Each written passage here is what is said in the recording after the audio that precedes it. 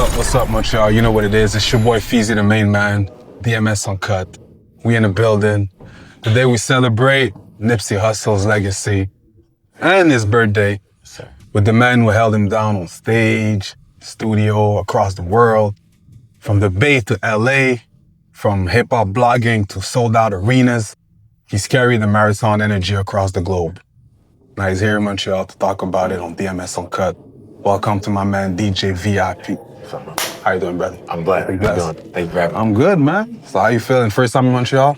First time here, loving it, bro. Great energy. Just had the smoked food. What was it? The smoked sandwich? Okay, the smoked meat. Yeah. Okay. That was Schwartz, it's called. Yeah, Schwartz. It was very delicious. Very good, nice little touchdown, very hospitable. A lot of love out here. Love it. I like that. Man, let's start from the beginning, bro. DJ V.I.P, like your name. Mm-hmm. When did you realize you were a very important person? It was given to me by a friend. Our boy Kevin was just asking me how I got my name, and I told him I had a friend that played in my CYO basketball team. Mm-hmm. I was in the 8th grade, and she had a New Year's party with no more than like 15, 20 people. There was a small group. It was pretty much our team, mm-hmm. right? And she was the only female. She was bigger than all of us. She was very tall. But she was the only female on our team, and she hosted this little New Year's party. I had my first set of DJ equipment, very rudimentary stuff that I was given by someone at a radio station.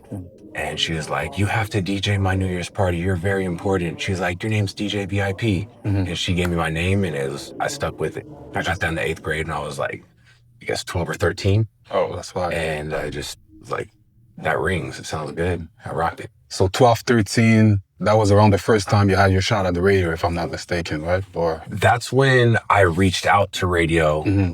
and tried to build a relationship so I could get some equipment. Mm-hmm. So there was a host by the name of Fresca that worked for Wild 94.9 in the Bay Area, San Francisco-based station. And I'm like, hey, do you guys have any extra equipment? Thinking like, in my mind, thinking of like an old equipment room or something. Okay. Right? So I go ahead and I tap in, and she's like, we don't have nothing here, but I might be able to put something together for you. Mm-hmm. So a few weeks later, she tells me to come in. My godfather takes me. She gives me these Gemini turntables that were belt driven. If you even touch the platter, it just stopped spinning, right? It had no torque to it. It wasn't a turntablist. It was more so just to play a record. Okay. But it was enough for my parents to see that I was serious about it. Mm-hmm. And then they bought me my first professional starter kit. So what was your first official DJ tool that you had apart from this one? Oh, man. It might have been like some variation of like a CDJ, because I was always on turntables. Mm-hmm. But in the Bay Area, there's a lot of mashups, like live mashups was going on. This DJ by the name of Jay Espinoza, he was doing some crazy on-air mixes, and their radio station setup had 3 turntables.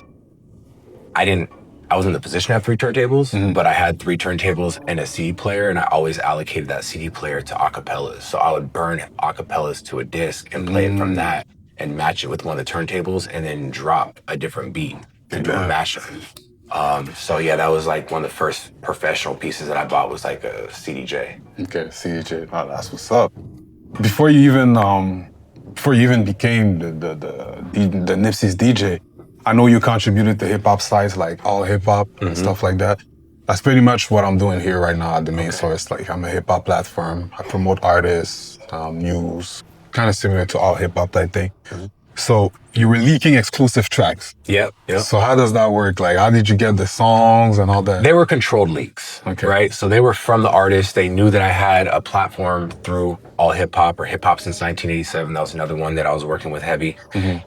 And I was just able to kind of like make it look like it was a leak, but it was coming from the artist. It was authorized. Okay. But I would end up putting it on my SoundCloud, put the tags on it. And my SoundCloud at one point was getting like 60, 70,000 plays a day because I had this embedded player on all these blog sites. Oh. And it was moving the music, but then SoundCloud ended up DMCAing everything. And if you didn't own it, they were striking your account. So like I got like 3 strikes in a day or 2 strikes in a day, and I lost my SoundCloud. And after that, I was like, well, that was where I was funneling a lot of projects and other things outside of that for the through the blogs. And I was like, I was really passionate about that. You know, it was just another way to move the music. And I was like, I need to find another way to move the music. Most def. But you didn't have any issues like, I don't know, with the radio and the fact that you're leaking the music. Did they understand the concept of it? No, it was all authorized. Okay. So it was all part of the rollout, essentially, you know? It was never unauthorized or unaware. The artists were never not aware of it. The management wasn't. Okay, Like, so- it was all controlled. So I heard that even Nipsey gave you like an exclusive track for you to push at first. Yeah. So how did you feel like about having such track? And We were just talking about the other day. I mean, it's produced by Mike and Keys. They're like core to the Nipsey Hussle sound, Nipsey Hussle Sonics. They helped develop Beano very early on. They're hands-on right now with the project that we're wrapping up with Beano and Nipsey. So they've been involved in the whole thing, and that was just one of those timeless songs. It's called Don't Forget Us. It's by Dom and Nip. It's not on DSPs, so you won't find it on Tidal, Apple, Spotify, but you can find it on YouTube, SoundCloud, AudioMac, all those other like streaming sites.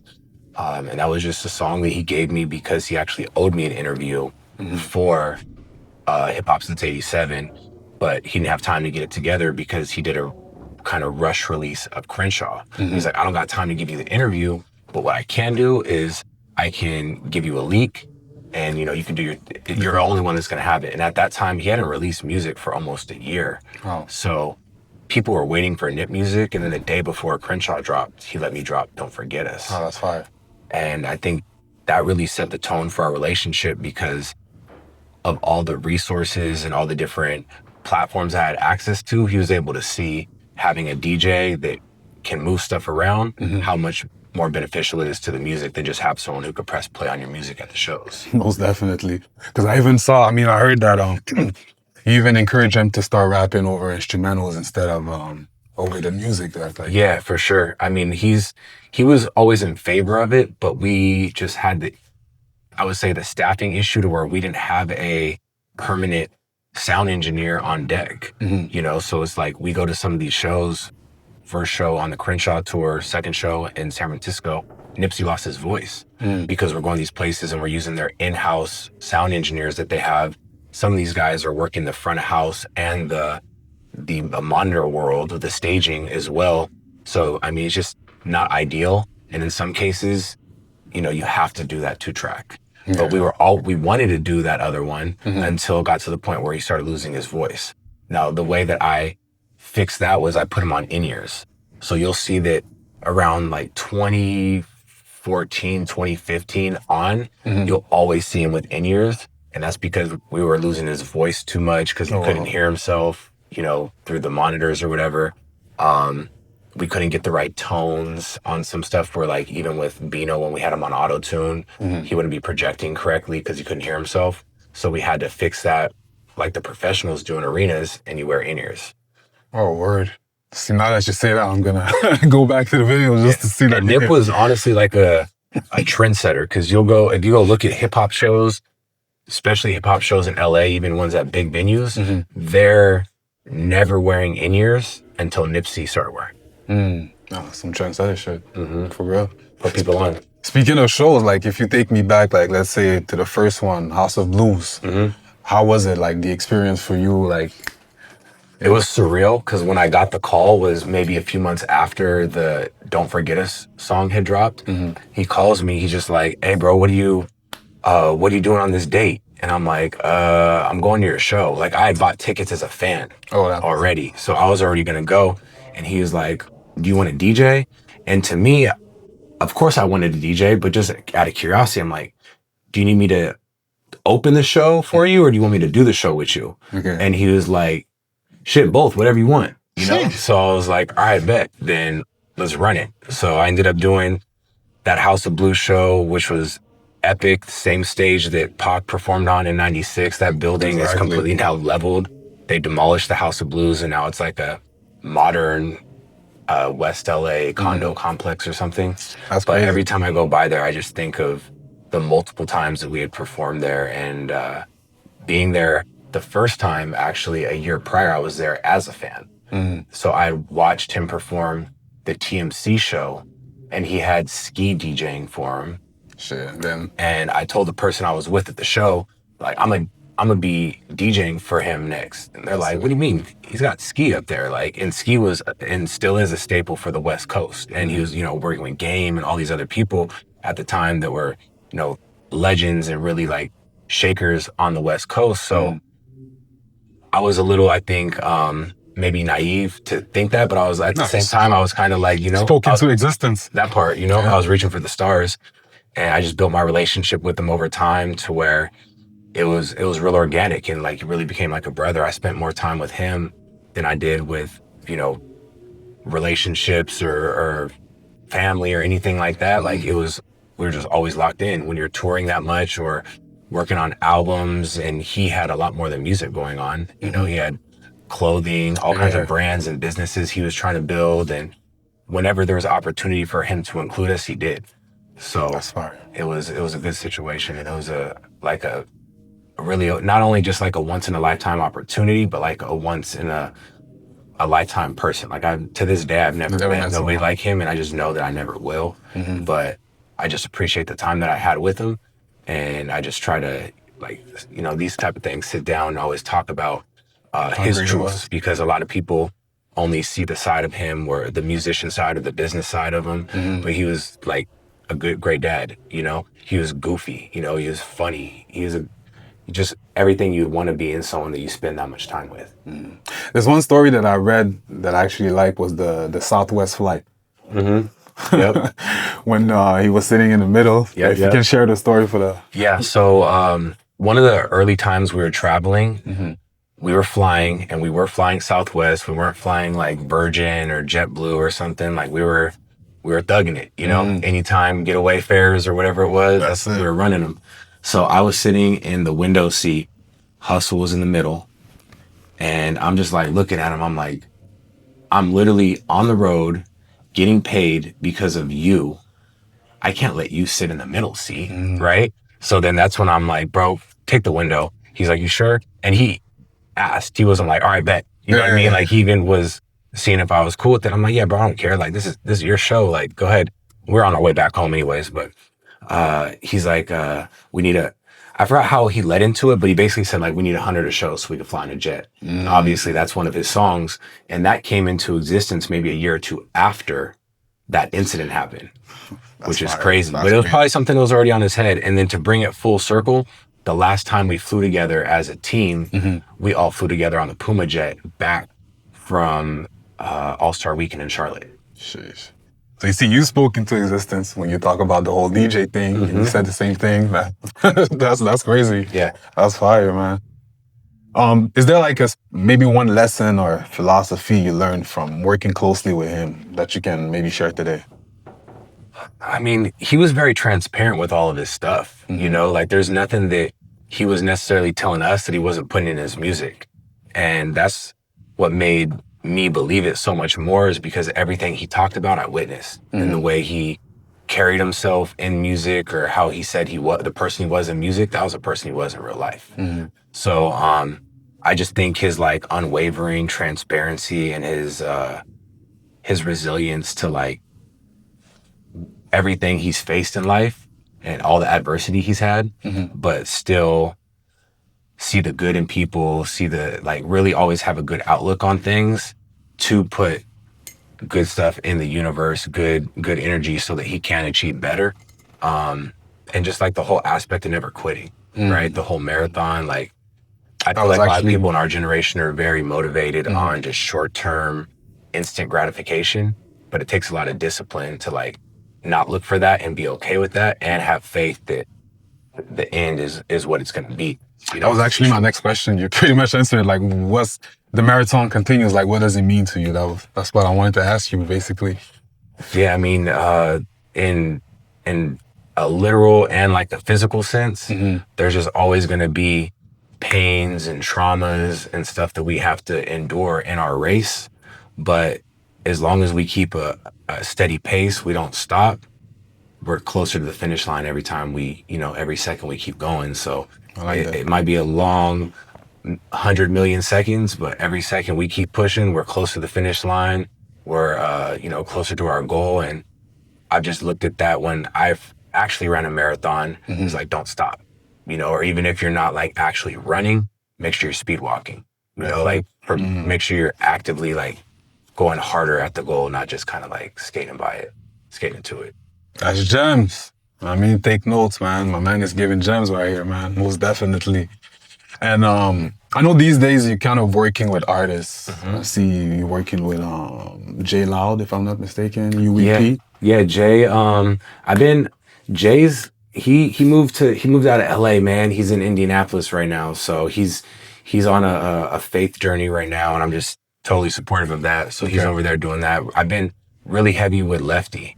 So Lefty Gunplay, he's a San Gabriel Valley essay from LA, and totally different than Nipsey. I actually met him through Solus, the CEO of OTR Records. He signed Pac-Man. He had, I think, like 4 or 5 projects with Pac-Man. So that's how I met Solus. And through that, he's developed an indie powerhouse out of LA. Probably the biggest indie label out of LA, with artists in different buildings from Columbia to Empire. And almost every building is looking at trying to get Lefty right now. He is in his last project with Foundation, and I'm going to be hosting that. It's called Ghetto Heisman. It'll be dropping in September, I think. We're just wrapping up the production right now. We have Mike and Keys doing production. We got Problem executively producing it. He's working on Games Documentary 3 right now, like between that and this project. So that's going to be a really good one. Big features on it. I can't say any names because I was going to get an exclusive, man. Shit. I'll give you one. Yeah. So we have and it's my favorite record. That's why I'm really biased towards this record. It's called Shoebox. Okay. And it's got Roddy Ricch on it. I'll play it for you when we're done, and you can tell me what you think of it. Yeah, sure. But there's some features on there that you wouldn't expect, and it's a good body of work. Lefty's definitely elevating. You could tell that he's motivated to clean up his life, become a better artist.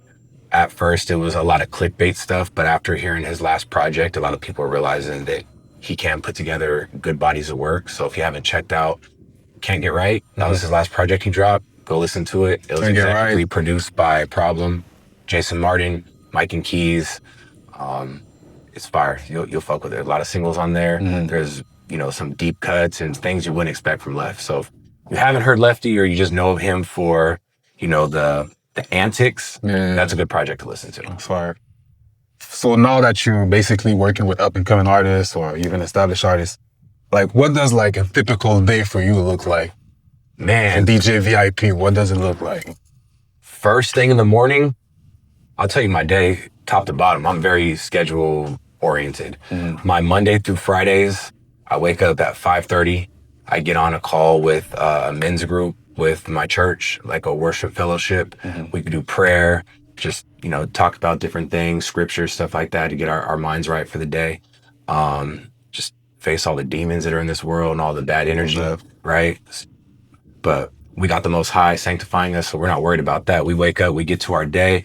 I take my emails first thing in the morning, get on my calls when my daughter's asleep, because my wife, she's up very early. She's a personal trainer, so she's out the door really early. And then I have the baby until like 1 or 2 o'clock. So I try to, you know, do my calls and emails, but at the end of the day, it's daddy first, you know, Sure. baby first. So I take care of her. Once I'm free of that, I'm to my publishing stuff. You know, I have a full administration company, so we do sync, performance, mechanical, and print royalty collection for artists as publishing. And I'm pretty much on the phone with platforms, you know, onboarding clients, putting in catalog. Studio work is usually at nighttime, so I'll try to do all my administrative stuff. You're using ChatGPT for all that? I've found a crazy way to manipulate ChatGPT. We get these big, what are they called? Spreadsheets, right? The last one that we got from one of our platforms had 91,000 lines in it. Okay. Between that 91,000 lines, it was only 10 different artists, songs, different platform usage, all this different stuff. So I drop it into ChatGPT and I say, break this up into individual statements. And then boom. And then it did it. And then I'll tell it, I'll drop the whole one in there, right? And I'll say, give me the total distribution amounts for each account or something, versus having to go in there and manually do it. And it saves a lot of time, a ridiculous amount of time. And I am a fan of ChatGPT. I was not. I was all about like getting it done yourself. But now I'm realizing like its efficiency over everything. Exactly. But the thing is, being a DJ, when you see all these AI tools and stuff like that, what do you think about it? Like Suno, all these apps and creating music for you. They might even come with an AI DJ one day. Like, what do you think about that? I mean, they definitely could. I mean, because AI is just based off prompt, right? And DJing and like blending music, there's like kind of rules to it, right? You want it to beat match. You want the keys to be in a certain range. So yeah, it could get figured out. If you get a smart enough DJ that understands how to break down that into like computer jargon, anything can be really, Sometimes you got to read the room as a DJ too. That's probably something like, Bro, you don't think they're gonna have cameras reading the room? Well, yeah, you're right. They're gonna have cameras like, oh, the energy's up, or a microphone. You could have the stage mic. You know what I mean? And like, oh, that vibe didn't work. The decibel level is too low. You're totally right. You know, that's crazy. That's what I'm thinking. So I'm like, because the way it infiltrates the music industry right now, it's crazy. But in regards to Sono, that whole play was kind of crazy because they didn't really tell too many people, right? They were just ingesting music, and then they're allowing their AI modules to build stuff off that, and then they weren't getting no credits from what they're interpolating from. I know. That's why it's messed up, man. Hey, it's part of the game, I guess. And outside of music, do you have any ventures that you're working on, you personally? Man, I've been fully invested in the music. When I'm not doing music, I'm with my daughter and my wife. Okay. That's it. I like being outdoors, dirt biking, fishing, camping, snowboarding, heavy. I'm definitely gonna come, go hit Whistler next time I come up to Canada. I just enjoy. I've been able to have like a fun life. I've been able to travel a lot. I spent the first really like 15 years of my adulthood traveling, whether it was like for track and field as an athlete, through college, or traveling with music and stuff with Nipsey. So I've been blessed to do all that. Now I just like really lock into my family when I can, just like put the phone away. In our industry, it's like at any time you could get a call or something might come up, and you just have that FOMO, like if I miss it or if I don't get that piece or whatever. And I've just been able to be at peace with being like, I'm cool, like I need to be here, But that's nice. It took a long time to get there, because I would just be like ringing myself over like not being out at stuff that I knew I could be at. But I realized like, what really mattered, and that was my family. I spent a lot of my life touring and waited to have a family so that I could like really be there. So now that I'm here, I gotta be all in. That's it. Do you miss those days of touring sometimes, or? Like Meek said, bro, that tour life ain't good. It's hard. You're sleeping on a bus, right? You might get lucky to get a bed, like a hotel or something, and it's probably a motel, because some of these cities don't have they don't big chains or whatever, right? Yeah. You might be showering like literally in a shower that's like twice as wide as this chair. You feel me? Like at a venue or something, and that's all you might have for a couple days. And God forbid you go somewhere in the winter, because they don't got warm water at those venues. Man. So it's tricky, but you come back if you can get through it, because a lot of people will leave. I've seen people leave mid-tour. They cannot finish a tour. They don't have it in them. They don't have their daily nuances. They don't have their whatever it is, just whatever is their comfort that helps them get through their day-to-days. They don't have that anymore. You see people crash out. Bro, that's crazy.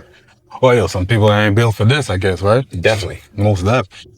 Speaking of that, like the whole game and stuff, that little section is mostly like to give advice maybe to the up-and-coming artists.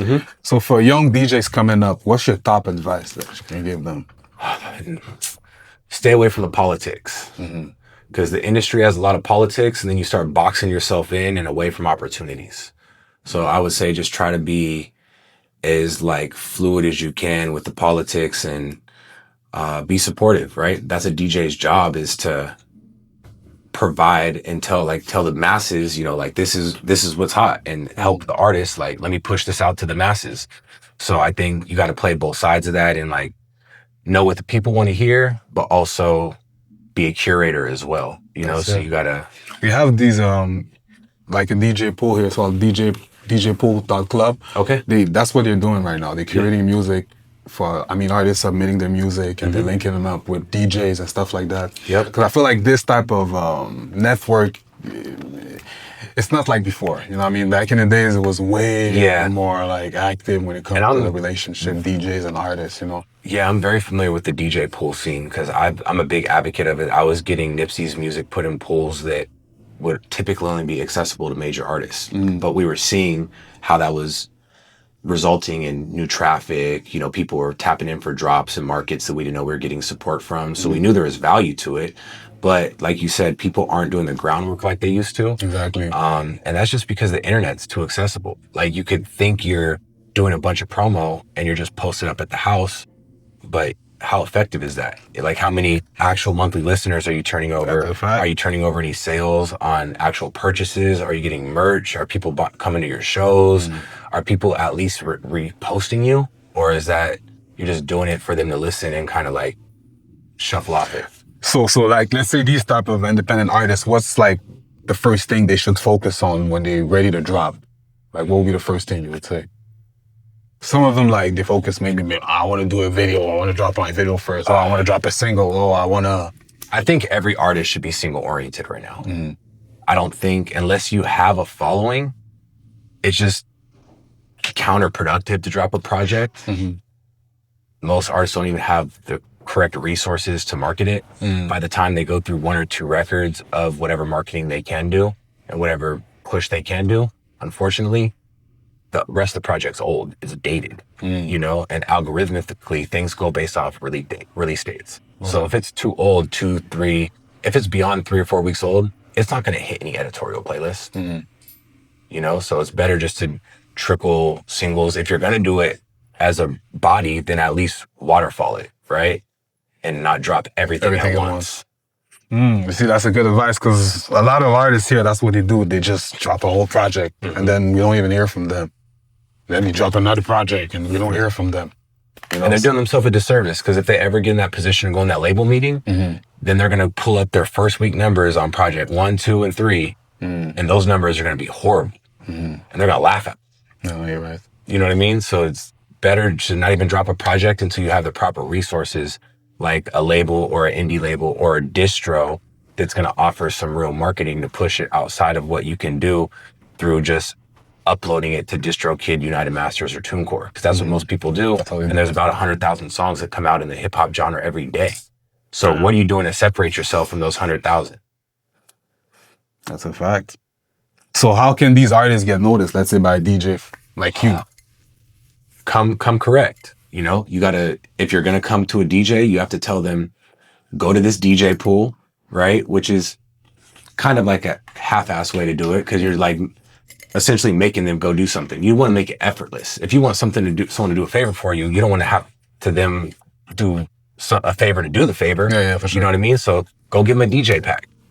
You know what I mean? Make sure it's got all the ID3 tags, metadata, cue points, everything it needs to the T. So when they drop it in their Serato, they have everything they need.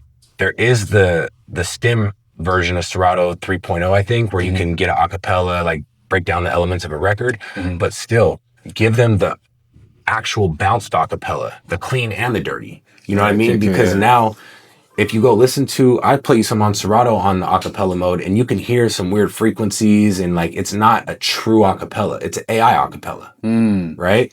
So I would say make sure you give them an actual DJ pack. Make sure you tap in with them before their event so that they're not like trying to hear something in the middle of a set, or some DJs really know what they're going to play from first to last song. Some have a set playlist and they're going down the thing. So get it put in there for those DJs that like, don't play stuff live or won't throw a record in on the whim, right? Just do that little homework, buy them a drink, make them feel special. That's it. You know what I mean? Like, that's it. Throw them a dub. You know what I mean? I guarantee you they'll play your record. Throw them a hundo, they're going to play it a couple times. You know? Take notes, man, because that's facts. That's how it used to be, man. Back in my days, because I used to be an artist myself, even just to play my records, man. That's what it just... The way records used to really get broke back in the day, they would have these DJ retreats where they would take out all the big DJs that were influential in their respective markets across the states. They would take them to Vegas, Miami, and they would just party their ass off for 2 or 3 days, all expenses paid, and they would just schmooze them. Mm-hmm. And then they would go back with records that they were expected to play. That's it. You know what I mean? Yeah, that's a smart way to do it. And have you ever DJed in Canada? I did. Yeah. Oh my God.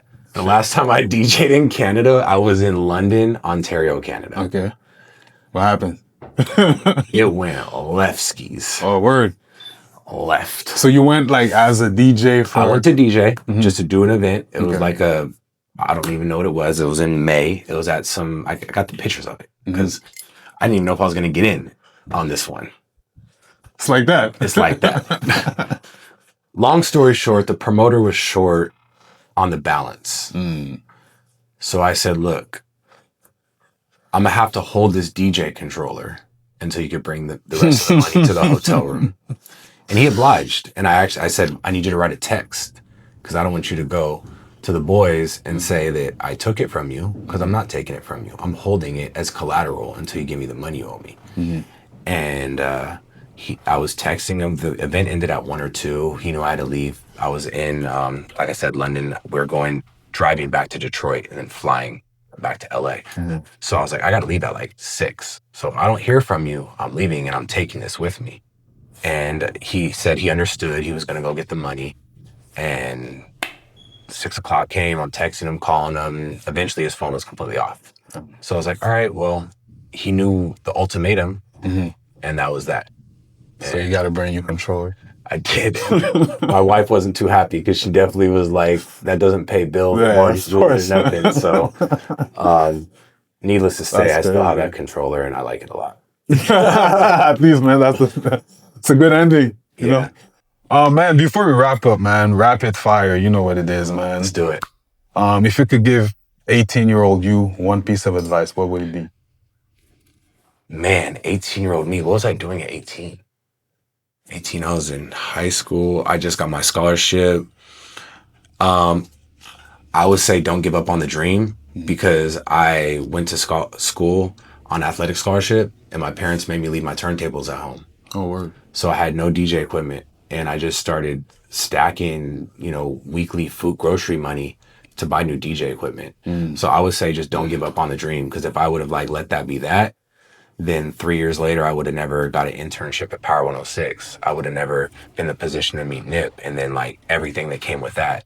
So your parents wasn't really... They were very supportive, but I had a scholarship to college. So they didn't want to see me, Say no more. see me ruin that. Yeah. I got you. What's your favorite city or venue? Seattle City is probably Seattle. My favorite venue... Oh, God. I'll say when we did Warehouse Live in Houston, that was crazy. Any reason why Seattle? It reminds me of home, of the Bay, but because it's not home, it's all new to me. It's not like I'm always just exploring and stuff. Oh, this is probably why, too. Subconsciously, the first city that I went to with Nipsey out of town, after we did House of Blues, and then we did a show in Orange County at the Observatory, which is a pretty well-known venue. The next day he called me. He's like, "What's up, Vip? What you doing?" I'm like, "Shit, man, I'm just getting ready for the day. What's good? Last night I was cracking, huh?" He's like, "Yeah, shit. Is your computer charged up? We got to go to Seattle today. I forgot to tell you. This was booked like a month ago." And I was like, "It's not." And I had a 45-minute drive to the airport. He wanted me to meet him there in 30 minutes. I had a dog that I had to figure out what I was going to do with, because I had a condo to myself and there wasn't a way for him to get outside and stuff. So I'm like, let me walk him, get him straight, and get out the door, because he's going to be inside for the next 24 hours. Thank God there was no accidents. You feel me? Everything was straight. I say that to say that was the first city I got called on a whim to go out of town with Nip. That's and after the show, I was on some nomad shit. They flew out first thing the next morning because their shit was planned. They had planned travel. I had a last minute booking. They could only get me out later in the afternoon. So I was just walking around the city in some headphones, listening to Hustle, just vibing like I'm out of town getting paid, listening to some music. This fire.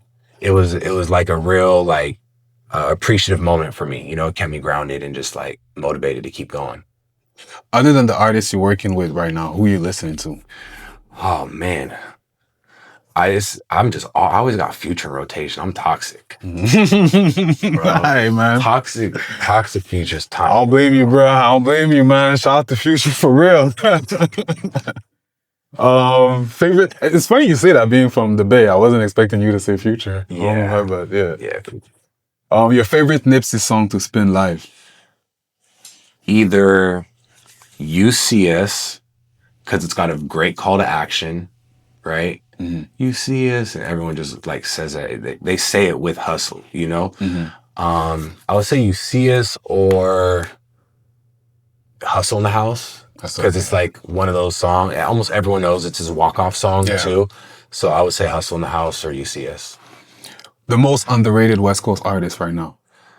The most underrated, I think Zoe Sama. Okay, Zoe Sama, yeah. Okay. Venue or festival? Which one you like the most? Back venue or like a festival? Man, they both have nuances that I like and don't like.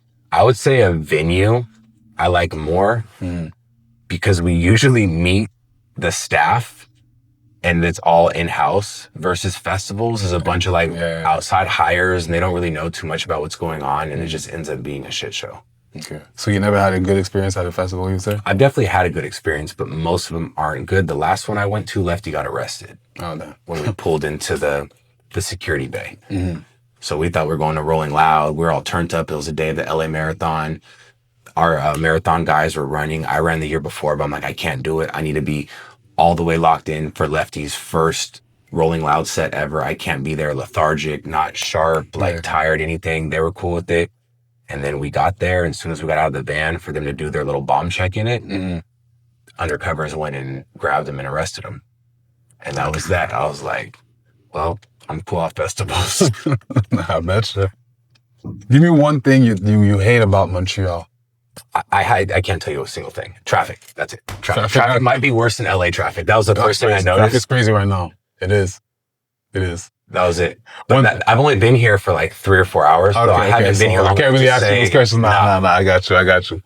Can you name me 2 songs that always get the crowd hype, not from Nips? Oh, 2 songs ago. Crazy. Not from Nips. Yes. Man, we could go with like Stick Talk. People love that shit. For sure. A West Coast song, I was saying I like playing nostalgic shit. Like Ain't No Fun, like all the older stuff. People, you can't miss with that. And to me, I find that a lot of the younger DJs rely on your like 12:30, 1 o'clock, 1:30 records, like those club hits. But what differentiates in song selection is like being able to go to recurrence or classics and, you know, being able to hit on those every time. Most people just count on the hits, but that's kind of differentiates the depth of your catalog or like your music knowledge, you know? Being from the West Coast, what's your perception on the Drake and Kendrick beef? Poor Drake. Poor guy. He should just stick to streaming, bro. Yeah. At this point, I mean, he hasn't put out a record to me that reminds me of anything he was doing like 5 or 10 years ago. So I don't know. What's your perception on it? Hey, man. We ate you up. We ate y'all up on that shit. How did it feel? I was out here in London and they were telling me to play Not Like Us. In London, yeah, for sure. I mean, people like that song, you know what I mean? That's undeniable. Like, you can't hate on that. You know, the song was fire. But, yeah, that was crazy. Let's just say it like that, you know? Yeah. How did y'all feel? Did you guys feel like as like a country, y'all took an L? Well, or did y'all like, did you separate and like, we're not really with the way I see it, most of the time, like, that's how it is. People like separate themselves. Like, it's not like they're like, oh my God, we took a L all together as the whole thing. No, not really. Bro, you saw the Toronto concert, right? You saw it was packed full. Like, it did 2-3 days. So I don't think people care like that, you know? Yeah. But it was entertaining. Let's just put it like that, you know? Yeah, for sure. When it's all said and done, how do you want DJ V.I.P to be remembered? Somebody who was consistently, proactively trying to progress the culture sonically, honestly, spiritually. Like, I feel like we live in a very lost world, and I try not to get too involved in all the schematics of our industry. But I feel like, you know, with artists like Miles in the Christian music space really like getting some traction, I feel like if I can apply some light in that way, I'm definitely looking to sign some Christian artists with my publishing, and just show artists that there's a way to make an honest living off music and do it in a manner where you retain your ownership. You're not selling away your masters, your publishing, your soul, you know, and you're really building a legacy for your family that can turn over for generation to generation. Most definitely, man. And finally, man, what message you want to leave for the fans, especially those in Montreal and all over the world that's following the Nipsey, the marathon continues, That's all it. these things, man. That's it. The marathon continues. You know what I mean? The shit don't stop. We just got to keep pushing and keep motivating each other. When one of us fall down, pick the other one up, just keep going and get to that finish line. DJ V.I.P, man, my pleasure, man. Thank you, you brother. for having me, man. appreciate It's a pleasure, man. DMS Uncut, we out. DMS Uncut.